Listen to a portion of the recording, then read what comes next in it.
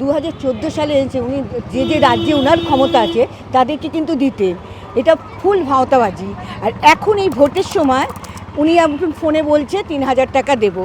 এটা বিশ্বাস করা যায়? ওনাদের কথার দাম আছে? আগে তো বললো 15 লাখ টাকা দেবো সবার অ্যাকাউন্টে। সেই 15 লাখ টাকা তো কই আমরা কেউ তো দেখিনি, কোনো মহিলা দেখিনি যে 15 লাখ টাকা দিয়েছে, 15 পয়সা দিয়েছে। তারা তো 15 লক্ষ টাকা অ্যাকাউন্টে দেবে বলে সেটাকেও বলে দিল পরে জুমলা। এটা হচ্ছে এক ভাষণ দেনে কা তরিকা। প্রত্যেকের ব্যাংক অ্যাকাউন্টে 15 লাখ টাকা দেবে, বছরে 2 কোটি চাকরি হবে।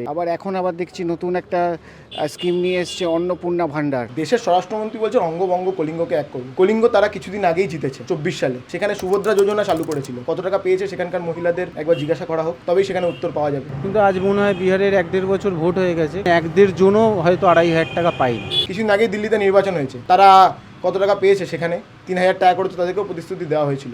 তারা কত টাকা পেয়েছে? এবারে ভাই ভোটের লড়াই এই এখানেই দেখব।